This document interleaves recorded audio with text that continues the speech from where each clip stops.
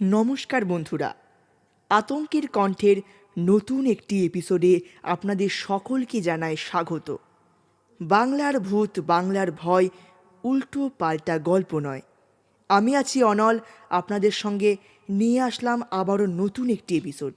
আমাদের আজকের গল্প লেখিকা অঙ্কিতা ঘোষের কলমে রাত 12টার বাস। শুরু হচ্ছে গল্প রাত 12টার বাস। ঝাপসাহাটি থেকে হিঞ্জিরি বাজারের দিকে রাস্তাটার নাম ধোয়াগিরি ট্রেল। এই রাস্তার চারিদিকটা এতটাই নিস্তব্ধ যে মনে হয় রাস্তার উপর নেমে আসা নীরবতাকে হাত বাড়ালেই ছুঁয়ে ফেলা যায়।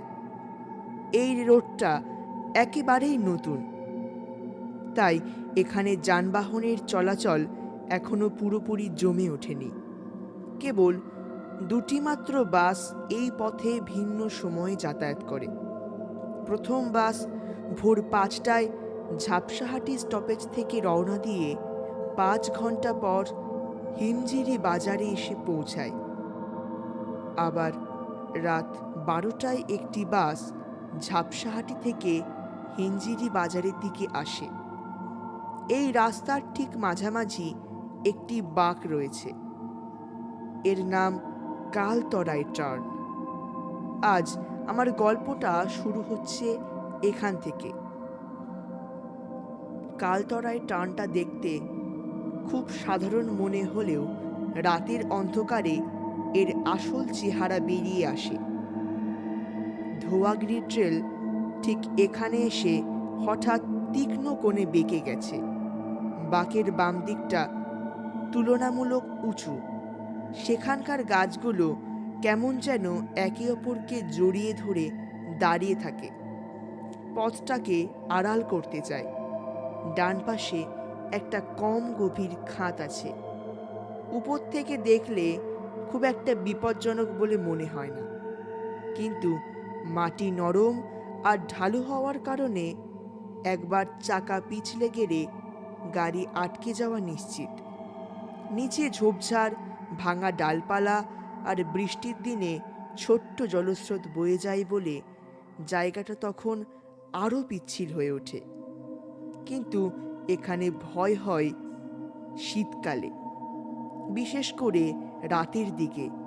রাত 12টার পরে সাধারণত শীতকালে এদিকে কুয়াশা নেমে আসে। রাস্তা, গাছপালা আর খাদ সব মিলিয়ে একরকম দুধ সাদা ধোঁয়াশার সৃষ্টি হয়। ফলে বাসের হেডলাইটের আলোয় ড্রাইভার সেই কুয়াশার ভেতরে খুব একটা স্পষ্ট কিছু দেখতে পায় না। তাই এখানে এই সময় প্রচণ্ড সতর্ক হয়ে বাস চালাতে হয়। কিন্তু তা সত্ত্বেও আজ থেকে মাসখানেক আগে এখানে একটা ভয়ানক দুর্ঘটনা ঘটে। কালতরাই টার্নে গভীর রাতে ঝাপসাহাটি থেকে হিমছিরি রোডের বাসটা হঠাৎ নিয়ন্ত্রণ হারিয়ে ডান দিকের খাদে গিয়ে পড়ে। বিস্ফোরণ হয়নি, আগুনও লাগেনি, কিন্তু দৃশ্যটা ছিল হাড়হিম করে দেওয়ার মতো। যাত্রীদের বেশিরভাগই গুরুতর আহত হয়েছিলেন, কিন্তু সবচেয়ে অদ্ভুত ব্যাপারটা ছিল এখানে বড়সড় দুর্ঘটনা হয়নি। একমাত্র প্রাণহানি ঘটেছিল ড্রাইভার ভৈরবলালের। বাকি সবাই বেঁচে গেলেও ভৈরবলাল সেখানে শেষ নিঃশ্বাস ত্যাগ করে। আর এই ঘটনার পর থেকেই কালতরাই টার্নের বাতাসের এক অস্বাভাবিক অলৌকিক ছায়া ভাসতে শুরু করে।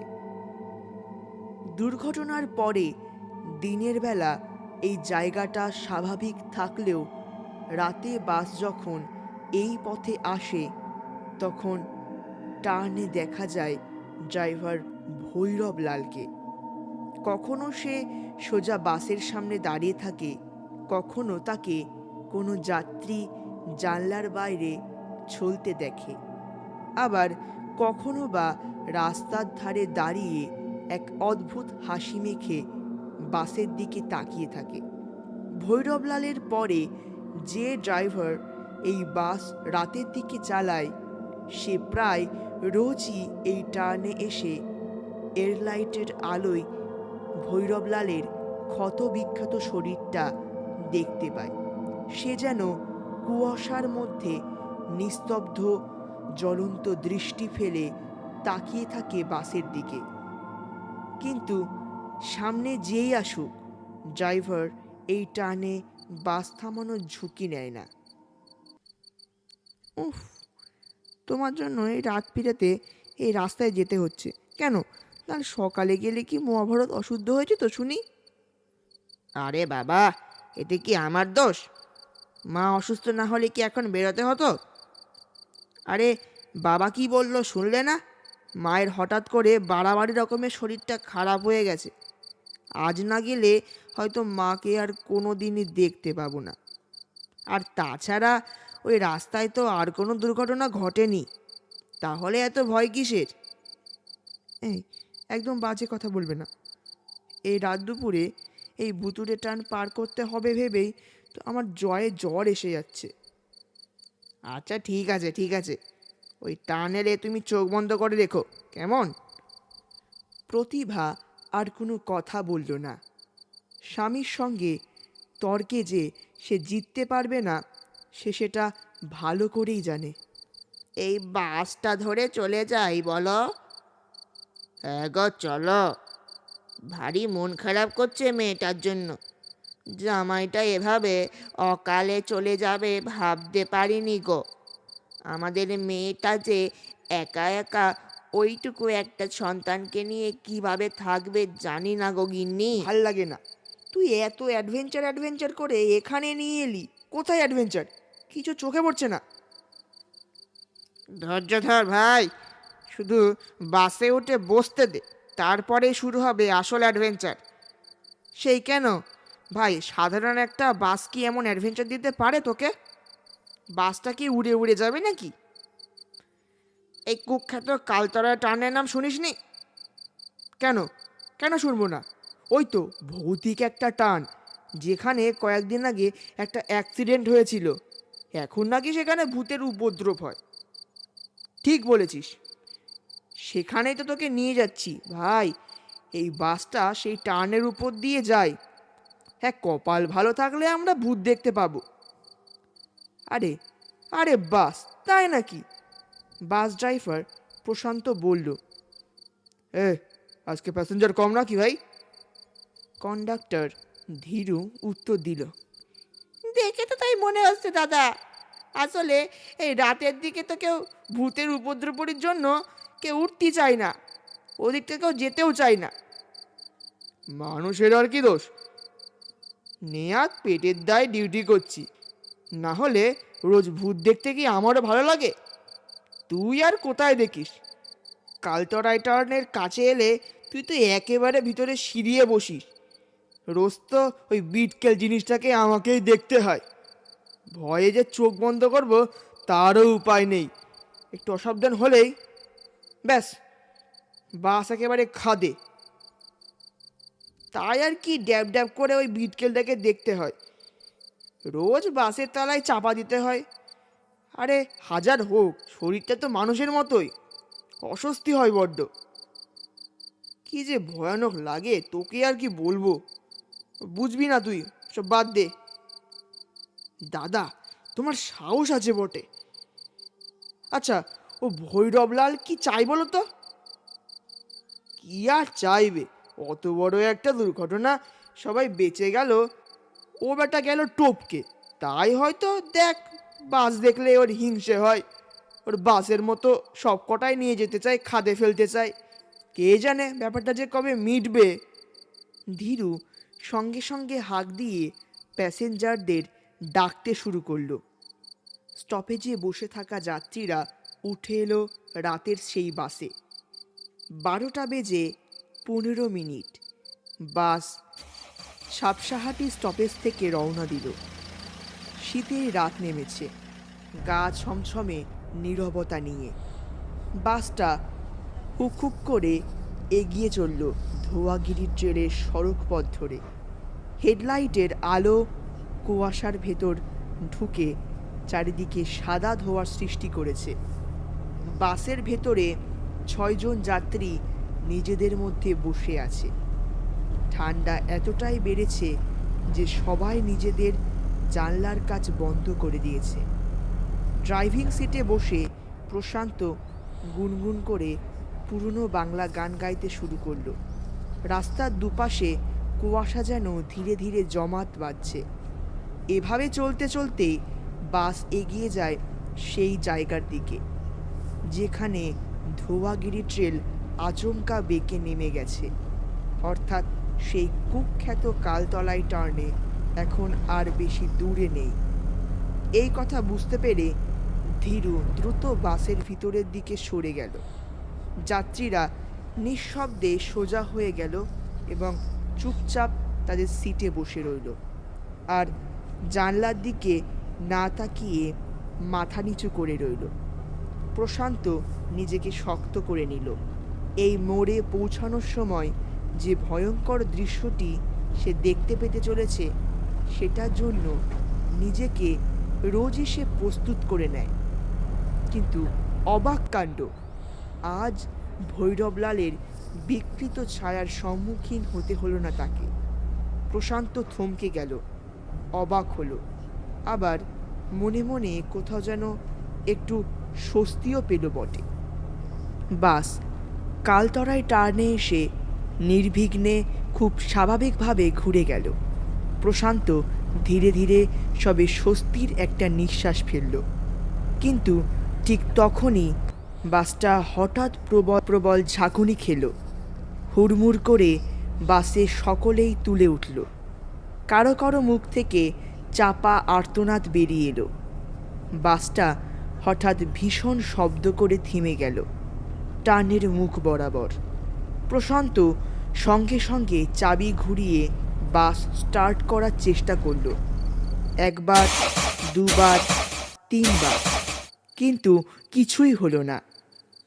ইঞ্জিন শুকনোভাবে কর্কশ আওয়াজ তুলল। তারপর আবার সব চুপ। অগত্যা প্রশান্ত একটা টর্চ হাতে নিয়ে বাস থেকে নামল।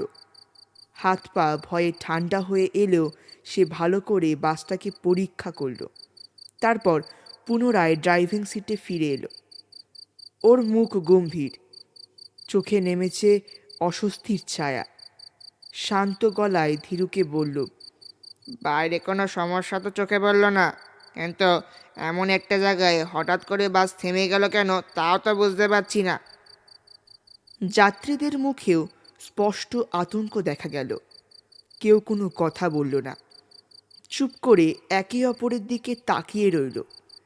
কালতরায় টার্নে দাঁড়িয়ে থাকা এই বাসটার ভেতর যাত্রীদের মধ্যে চাপা আতঙ্ক ক্রমেই বাড়তে লাগলো।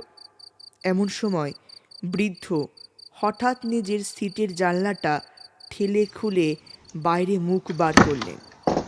ঠান্ডা বাতাস ঝড়ের মতো তৎক্ষণাৎ বাসের ভেতরে ঢুকে পড়ল। মৃদুল চিৎকার করে উঠল, ও দাদু, এটা কি করছেন? জানলাটা বন্ধ করুন। জানেন না এই জায়গাটা ভূতের ভয় আছে? এখন বাসের জানলা দরজা খোলা ঠিক হবে না। বৃদ্ধ হাঁপাতে হাঁপাতে বললেন, রাগ করো না বাবা, আসলে বন্ধ জায়গায় আমার খুব কষ্ট হয়। বাসটা চলছিল বলে এতক্ষণ খুব একটা কষ্ট হয়নি, কিন্তু বাস থেমে যাওয়ার পর একটু খোলা বাতাস না পেলে নিঃশ্বাস নিতে কষ্ট হয় বাবা। দাদা, আপনার নিঃশ্বাস নেওয়ার জন্য যে আমরা নিঃশ্বাস বন্ধ হয়ে যাবে, জানেন না এই রাস্তায় ভূতের উপদ্রব আছে। বৃদ্ধ অসহায় মুখে আরেকবার জানলার বাইরে মুখ বার করে এক গভীর নিঃশ্বাস নিলেন।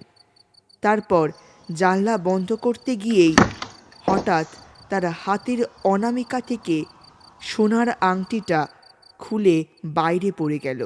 বৃদ্ধ আঁতকে উঠে বললেন, সর্বনাশ, আমার আংটিটা যে পড়ে গেল। এতক্ষণ বৃদ্ধা চুপ করে বসেছিলেন। আংটি পড়ে গেছে শোনা মাত্রই তিনি বিরক্ত হয়ে বললেন, আহ, তুমি যে কি করো না, তোমার নিয়ে আর পারা গেল না। এবার যে কি হবে, আমি এক্ষণে নেমে গিয়ে আনছি। এবারে ধীরু ব্যস্ত হয়ে বলল, আরে দাদু, এটা করবেন না।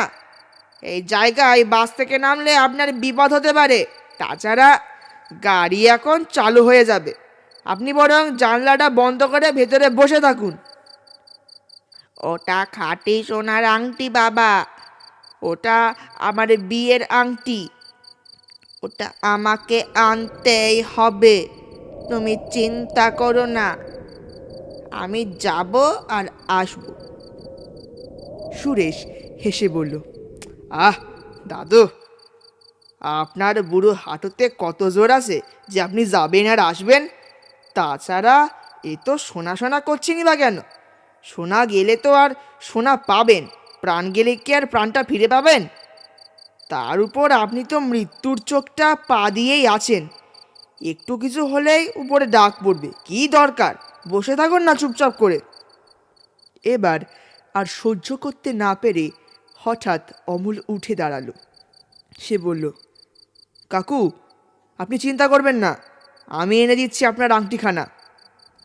সুরেশ বিরক্ত হয়ে বলল, ওই আবার এক জগৎ পিতা এলেন? আরে বুঝতে পারছো না, এখানে ভূতের উপদ্রব আছে। আপনি নামলে আপনার বিপদ হতে পারে, আর সঙ্গে হয়তো আমাদেরও। ঝাপসাহাটির স্টপেজে আমি তোমাদের ঠিক পাশেই বসেছিলাম।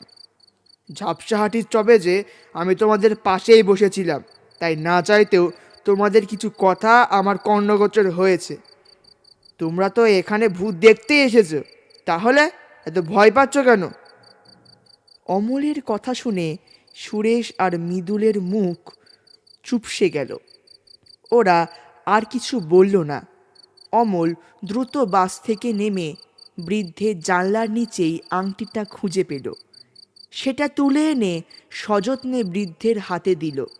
বৃদ্ধ কাপা গলায় অসংখ্য ধন্যবাদ জানিয়ে আংটিটা আবার আঙুলে পরলেন। এদিকে প্রশান্ত তখনও মরিয়া হয়ে বাস স্টার্ট করার চেষ্টা করছে, কিন্তু কোনো ফল হচ্ছে না। এবারে সুরেশ একটা লম্বা হাই তুলল। দূর, আর কতক্ষণ এভাবে বসে থাকবো? আলগা হয়ে আসি ভাই, বুঝলি? শোন, এই লোকটা অপমান করেছে বলে বেকার বেশি সাহস দেখাতে যাস না। আরে সত্যি বলছি ভাই, হালকা হয়ে আসছি। সুরেশ নেমে গেল বাস থেকে। কিছুক্ষণ পরে সেও আবার ফিরে এলো। বাস তখনও স্টার্ট নিচ্ছে না। প্রশান্ত ক্রমাগত চেষ্টা করে চলেছে। এই পথে অন্য কোনো গাড়িও আসে না যে কারোর থেকে সাহায্যের প্রত্যাশা করা যেতে পারে। ইতিমধ্যেই প্রশান্তর কপালে ঘাম জমেছে। ধীরু বারবার ওকে প্রশ্ন করছে, মন্তব্য করছে এবং যথাসম্ভব বকে বকে ওকে বিরক্ত করছে। শেষমেশ বাস চালাতে না পেরে প্রশান্তর রাগ ফেটে পড়ল ধীরুর ওপর। বলল, চুপ কর তো, তখন থেকে বক বক বক বক, দেখছিস তো এতক্ষণ ধরে চেষ্টা করছি। বেশি এত কথা বলিস কেন? সাহস থাকলে বাইরে গিয়ে দাঁড়িয়ে থাকবে, যা বাস চললে উঠে আসবি। ধীরু স্বভাবতই অল্পতেই রেগে যায়। প্রশান্তর কথায় উত্তেজিত হয়ে রাস্তায় দাঁড়িয়ে একটা বিড়ি ধরালো। শীত এখন আরও বেড়েছে। কুয়াশা ঘন হয়ে নেমে এসেছে। বাতাস বরফের মতো ঠান্ডা। দূর থেকে ভেসে আসছে শিয়ালের ক্ষীণ ডাক। এবারে প্রশান্ত অধৈর্য হয়ে উঠে জোরে চাবি ঘোরালো। হঠাৎ একটা বিকট শব্দ তুলে ইঞ্জিন গর্জে উঠল। প্রশান্ত উচ্ছ্বসিত হয়ে চিৎকার করল, চলে আয়, বাস চালু হয়ে গেছে। ধীরু তড়িঘড়ি করে বাসে উঠে এলো। প্রশান্ত স্টিয়ারিং ধরতেই বাস ধীরে ধীরে সামনে এগোতে লাগলো। এক মুহূর্তে যেন হালকা স্বস্তির তরঙ্গ ছড়িয়ে পড়ল যাত্রীদের মুখে। সবাই ভাবল অবশেষে বিপদটা কেটে গেছে। বাস কিছুটা এগোতে প্রশান্ত বুঝতে পারল কিছু যেন একটা ঠিক নেই। স্টিয়ারিং যেন ওর নিয়ন্ত্রণের বাইরে চলে যাচ্ছে। গাড়িটা নিজের মতো ছুটতে শুরু করেছে ঝড়ের বেগে। প্রশান্ত চিৎকার করে বলল, মনে হচ্ছে ব্রেক ফেল হয়ে গেছে। আরে বাবা, কি যে হবে এখন, আর কিছু কন্ট্রোল করতে পারছি না ভাই। উফ, কি জ্বালাতন, এই ঠিক হলো আবার একই অবস্থা। কথাটা শুনে বাসের ভেতর হইচই পড়ে গেল। এবার ঠিক সেই সময় বাসের বন্ধ জানালাগুলো একটার পর একটা নিজে থেকেই খুলছে আর বন্ধ হচ্ছে। শীতল দমকা হাওয়া ঝড়ের মতো বাসের ভিতরে ঢুকে সবাইকে কাঁপিয়ে দিচ্ছে। প্রশান্ত মরিয়া হয়ে স্টিয়ারিং চেপে ধরে আছে। সুরেশ ভয়ে ভয়ে বলল, এসব কি হচ্ছে? প্রতিভার চোখ ছলছল করে উঠল। হ্যাঁ গো, আমরা কি তবে মরে যাব? বৃদ্ধ আর বৃদ্ধা দুজনেই হাত ধরে প্রায় কেঁদেই ফেললেন। এটা ভুতুড়ে ব্যাপার ছাড়া আর কিছুই নয়, প্রতিভা শঙ্কিত হয়ে বলল। হ্যাঁ, কিন্তু কিভাবে? এই রাস্তাটা ভুতুড়ে সেটা জানতাম, কিন্তু কই কোনোদিন তো এরম ঘটনা ঘটেনি। ধীরু এবারে কাঁপা কাঁপা গলায় বলল, ভূতের উপদ্রব তো বাসের ভিতরে কখনো হয়নি, এরকমটা তো কোনোদিন দেখিনি। মৃদুল তাড়াতাড়ি ছিটকে সরে এলো বৃদ্ধ বৃদ্ধার সিটের কাছে। সুরেশ হকচকিয়ে বলল, কি হয়েছে, পালিয়ে গেলি কেন? আমি তোকে কতবার বলেছিলাম বাস থেকে না নামতে, কিন্তু তুই তো সেই নামলি। কেন তো? আমার বাস থেকে নামার সঙ্গে ভেতরে ভূতের কি সম্পর্ক? বাস থেকে তো আমি একা নামিনি। ঠিকই তো বলেছ, বাস থেকে নেমেছে মোট 3 জন, তুই, কন্ডাক্টর আর ওই ভদ্রলোক। আমার সন্দেহ যে বাস থেকে নেমেছিল তারা, এদের মধ্যেই কোনো ভূত আছে। সুযোগ পেলেই সে আমাদের আঘাত করবে। প্রতিভা উদ্বিগ্ন হয়ে স্বামীর পাশ থেকে সরে দাঁড়ালো। অমল স্ত্রীর দিকে তাকিয়ে বলে উঠল, তোমার কি মাথাটা খারাপ হয়ে গেল নাকি? এই উজবুক ছেলেটার কথা বিশ্বাস করছো? ধীরু বলল, আমি ভূত নই গো দাদা, আমি তো নিজেই ভূতের ভয়ে মরে যাচ্ছি। সুরেশ মৃদুলের দিকে তাকিয়ে বলল, তুই আমাকে ভুল বুঝছিস মৃদুল, আমরা তোমাদের কাউকে বিশ্বাস করতে পারছি না, কাউকে না। এরপর হঠাৎ বাস যেন ঝড়ের বেগে সামনে ছুটতে ছুটতে প্রবল ঝাঁকুনি দিতে লাগলো। বাসের ভিতরে সবাই এদিক ওদিক ছিটকে ছিটকে পড়ে যাচ্ছে। তোলপাড় হয়ে যাচ্ছে বাসের ভেতর। এক মুহূর্তে ভূতের এক ঘূর্ণিঝড় বাসটাকে লণ্ডভণ্ড করে গ্রাস করতে চাইছে। বাসটা আকস্মিকভাবে বীভৎস শব্দ করে থেমে গেল। যাত্রীরা এলোপাথারিভাবে ছিটকে পড়ল। এদিক সেদিক, কেউ সিটের নিচে, কেউ মেঝেতে। বৃদ্ধ বৃদ্ধা একে অপরকে ধরাধরি করে উঠে দাঁড়ালেন। মৃদুল আর প্রতিভাও উঠে দাঁড়ালো। অন্যদিকে দাঁড়িয়েছিল অমল, ধীরু আর সুরেশ। তাদের একসঙ্গে দেখেই অন্য যাত্রীরা আতকে সিট ছেড়ে ড্রাইভারের দিকে সরে আসতে লাগলো। মৃদুল চেঁচিয়ে বলল, আমরা এখনই বাস থেকে নেমে যাব বাইরে, আর বাসের দরজা বাইরে থেকে বন্ধ করে দেব। এই 3 জনকে কিছুতেই নামতে দেওয়া যাবে না, না হলে আমাদের কেউ আর বাঁচব না। প্রশ্নের মধ্যে আসলে ভূত যে কে সেটা আমরা কেউ জানি না। অমল চিৎকার করে উঠল, আহ, কেন আমাকে বিশ্বাস করছো না কেন তোমরা? আমি ভূত নই। ধীরু বলল, আমিও ভূত নই। কিন্তু সুরেশ কিছু বলল না। ওর দৃষ্টি স্থির, শুকনো ঠোঁট কাঁপছে, মাথা ঘামে ভিজে যাচ্ছে। ও যেন নিঃশ্বাস বন্ধ করে একটা নির্দিষ্ট দিকে তাকিয়ে আছে। ওকে দেখে সকলের মুখের কথা আটকে গেল। সুরেশ ধীরে ধীরে নিজের হাত তুলে কাঁপা কাঁপা আঙুলটা একটি দিকে নির্দেশ করল। সবাই সেদিকে তাকাতেই স্তব্ধ হয়ে গেল। ড্রাইভারের সিটে স্টিয়ারিংয়ের উপর মাকড়সার মতো চেপে বসে আছে প্রশান্ত।